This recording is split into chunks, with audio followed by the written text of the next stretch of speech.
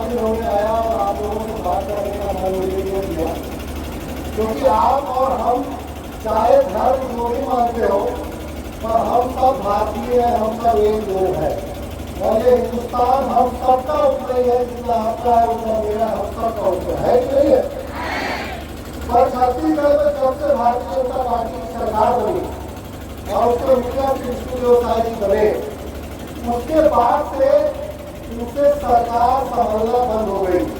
पूरे छत्तीसगढ़ में इस समय भय, भूख, भ्रष्टाचार, हत्या सब कुछ खराब हो चुका है। न शिक्षा में कोई काम हो रहा है, न स्वास्थ्य में कोई काम हो रहा है, न सड़क में कोई काम हो रहा है। और शायद ही जो भी सरगुजा के इलाके से आते हैं, जो भी आदिवासी क्षेत्र से आते हैं, और उसके बाद आप देखिए हथियारों का पूरा जंगल कर रहा है नहीं कर रहा है। पर जैसे ही हथियारों के जंगल की बात करेंगे तो पूरे जयपुर जिले के जितने आदिवासी हैं, चाहे वो हिंदू धर्म मानते हो, चाहे ईसाई धर्म मानते हो, चाहे अपने आप को आदिवासी मानते हो, तो सबके सब भाजपा का विरोध करेंगे कि नहीं करेंगे? ईसाई का विरोध करेंगे कि नहीं करेंगे? तो उनको अगर मुद्दे से भटकाना है तो धर्मांतरण लागू करा दो और बता दो किसी को। उससे क्या होगा?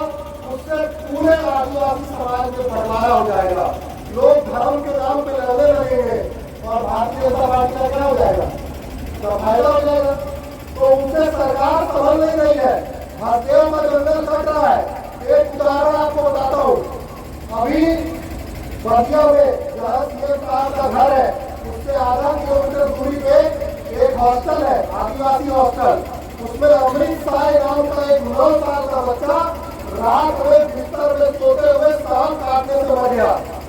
ये सरकार जो आदिवासी नीति चला रहा है, इस सरकार ने उस मामले को दबाने की कोशिश की, उसको मुआवजा देने का प्रावधान नहीं था।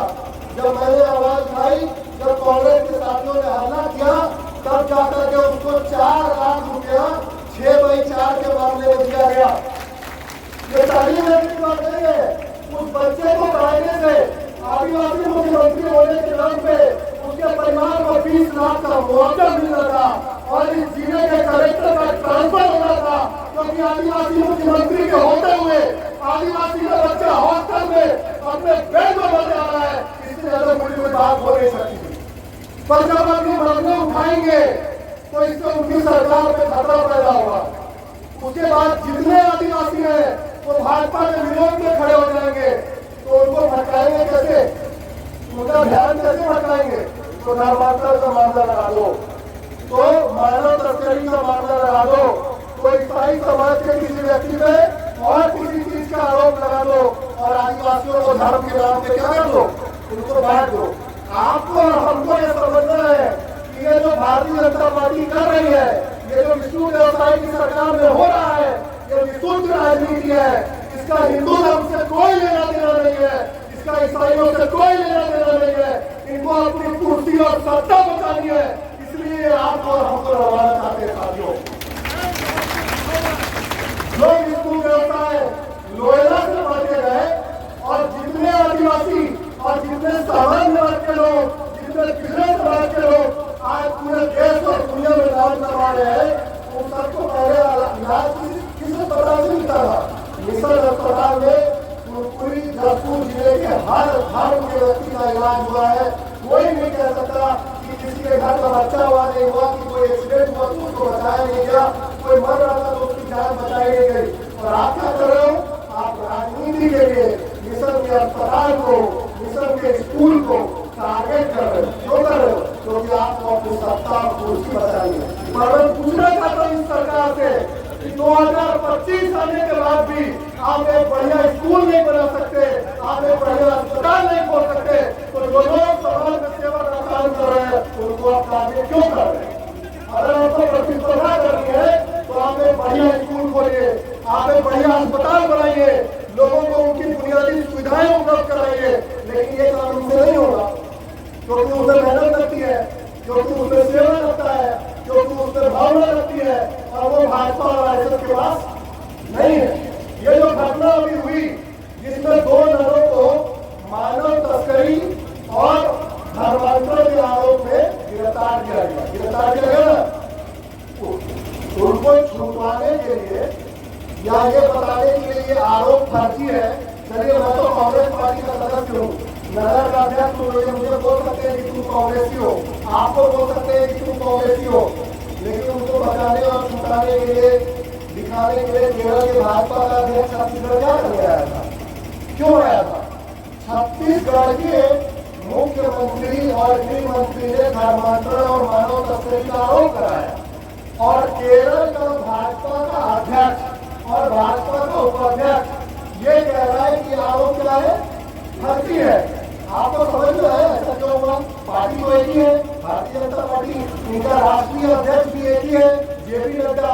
फिर छत्तीसगढ़ की भाजपा और केरल की भाजपा के बयानों में अंतर क्यों है?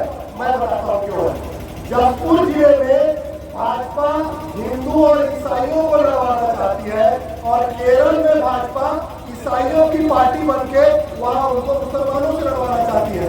तो केरल में भाजपा ईसाइयों के साथ दिखना चाहती है और जशपुर में भाजपा ईसाइयों का विरोध करती है। मैं आपको ये बात इसलिए बता रहा हूँ क्योंकि इसके केंद्र में विशुद्ध राजनीति है, जिससे भी भारतीय जनता पार्टी की सरकार बनती हो, जिससे भी भाजपा को राजनीति में फायदा होता हो, ये हर वो काम करने को तैयार है।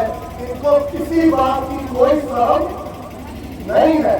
इसलिए जब आज आप लोग जमा हुए हैं तो मेरा आना और मेरे जैसे अलग अलग समाजों का आना और जरूरी हो जाता है, ताकि वो ये बताए कि ये केवल किसी एक समाज और जाति की लड़ाई नहीं है।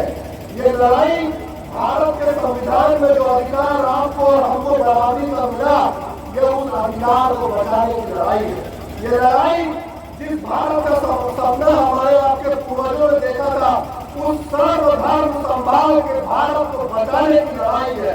ये लड़ाई भारत में कानूनी व्यवस्था को स्थापित करने की लड़ाई है।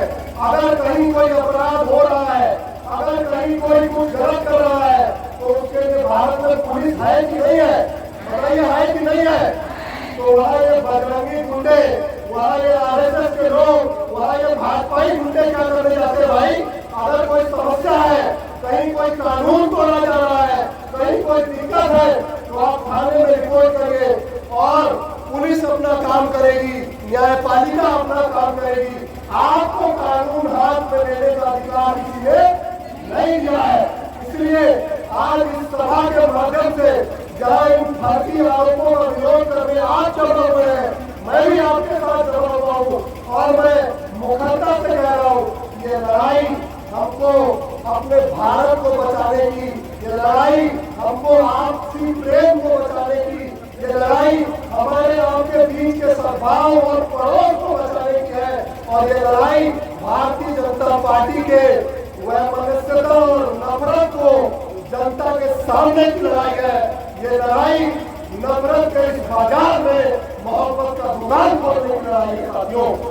इसलिए मैं बस इतना कहना चाहता हूँ, जब भी कभी आप देखेंगे भारतीय जनता पार्टी किसी के ऊपर धर्मांतरण, मानव तस्करी या ऐसा कोई आरोप लगा रही है, तो इस राजनीति को ठीक से समझ के उसका पूरी ताकत से लोकतांत्रिक रूप से संविधान में दिए अधिकारों के साथ हम सबको मिलजुल करके विरोध करना है और हमको बताना है कि हम सब